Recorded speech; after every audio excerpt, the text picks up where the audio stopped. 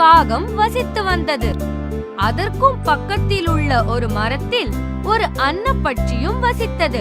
அந்த பட்சி மணிக்கணக்காக அந்த அழகிய குளத்தில்தான் நீந்திக் கொண்டிருக்கும். காகத்திற்கு எப்போதுமே தன் நிறத்தை நினைத்து வருத்தமாக இருந்தது. அன்னப்பட்சியின் அழகை பார்க்கும்போது அவனுக்கு பொறாமையாக இருந்தது. ஒரு நாள் அன்னப்பட்சியின் அழகை நினைத்து வியந்து கொண்டு எனக்கும் இது போல் அழகு வேண்டும் என்று ஆசைப்பட்டது. இந்த அன்னப்பறவைக்கு மட்டும் எப்படி இவ்வளவு அழகும் வெள்ளை நிறமும் உள்ளது என்று காகம் அதிசயப்பட்டது. ஒருவேளை அப்பறவை எப்போதும் தண்ணீருக்குள்ளே இருப்பதாலும் பல முறை குளிப்பதாலும் வெள்ளையாக இருக்கின்றதோ என்று நினைத்தது. காகமும் இனி எத்தனை முறை முடியுமோ அத்தனை முறை குளிப்பது என்று தீர்மானித்தது. அப்படி செய்தால் தானும் அழகாக வெள்ளையாக மாறலாம் என்று நம்பியது. அந்த நம்பிக்கையில் ஒரு அழகனாக மாறும் தன் பயிற்சிகளை காகம் துவங்கியது. காகத்திற்கு என்ன நடக்கப் போகிறது என்று தெரிந்து கொள்ள அன்னப்பறவையும் மற்ற பறவைகளும் ஆவலுடன் காத்திருந்தன. பல முறை குளித்த பின்னரும் காகத்தின் தோற்றத்தில் ஒரு மாற்றமும் ஏற்படவில்லை. இருந்தும் காகம் தன் முயற்சியை கைவிட தயாராக இல்லை. ஒரு நாளில் காகம் பல முறை குளித்தது. கடைசியில் ஒரு நாள் காகம் காய்ச்சலில் விழுந்தது. அதிலிருந்து நலம் பெற்று வர மிகவும் கஷ்டப்பட்டது. அப்போதுதான் அந்த காகத்திற்கு தவறு புரிந்தது. பலன் கிடைக்காத இந்த முயற்சியை நிறுத்த வேண்டும்.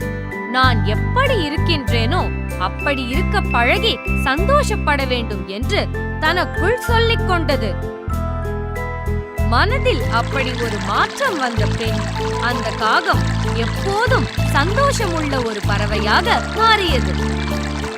நாம் எப்படி இருக்கின்றோமோ அப்படி இருப்பதில் சந்தோஷப்பட வேண்டும்.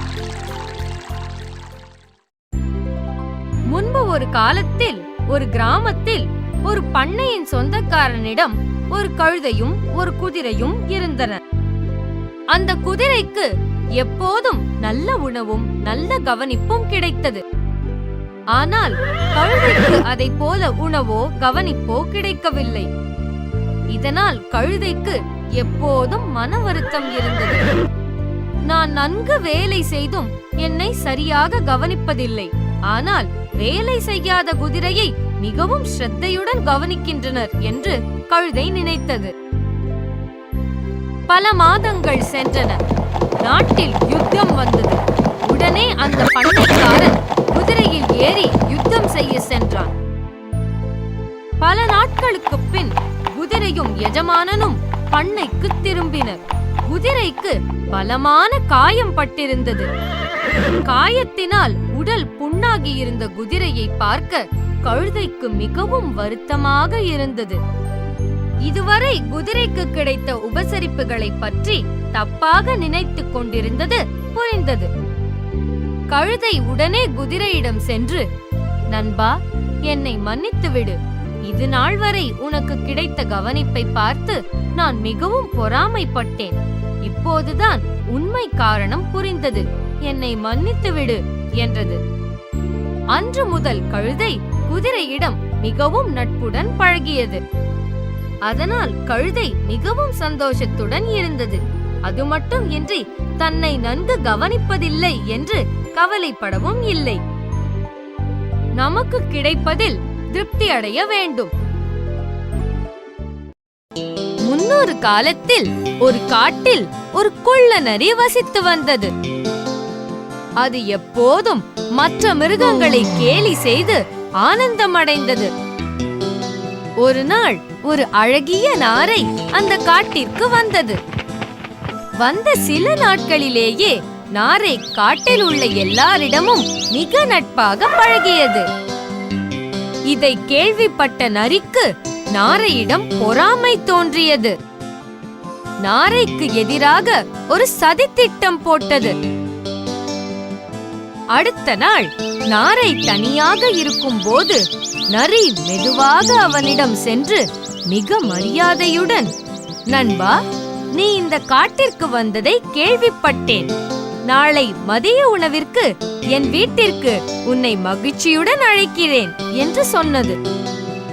நரியின் அழைப்பை கேட்டு மகிழ்ச்சி அடைந்த நாரை நரியின் வீட்டிற்கு போக சம்மதித்தது.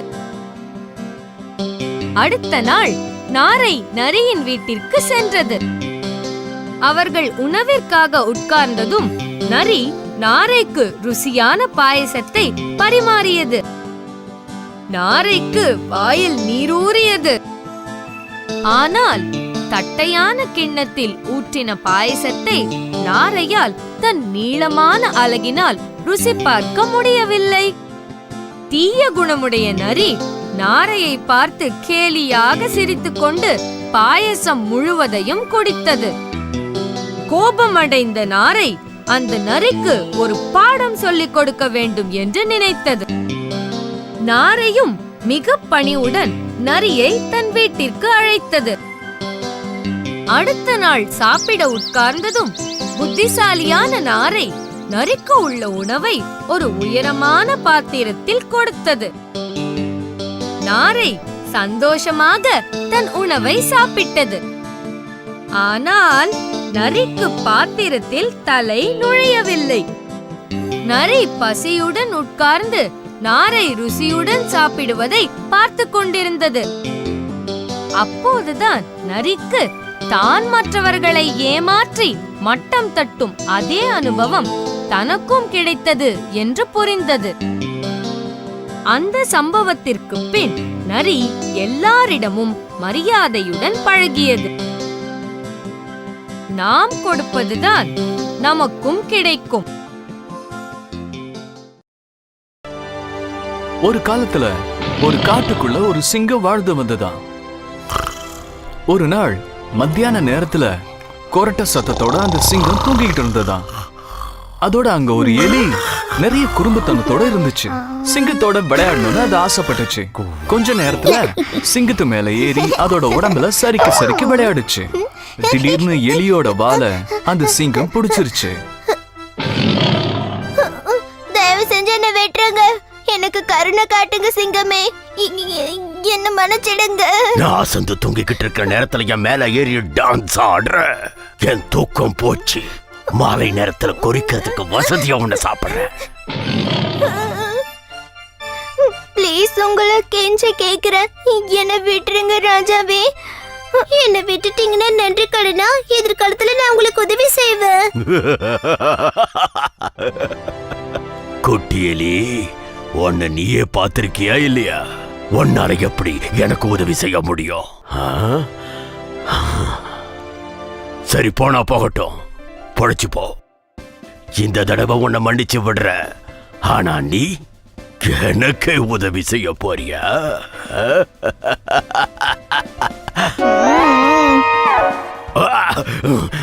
உதவி செய்யுங்க, யாராவது எனக்கு உதவி செய்யுங்க.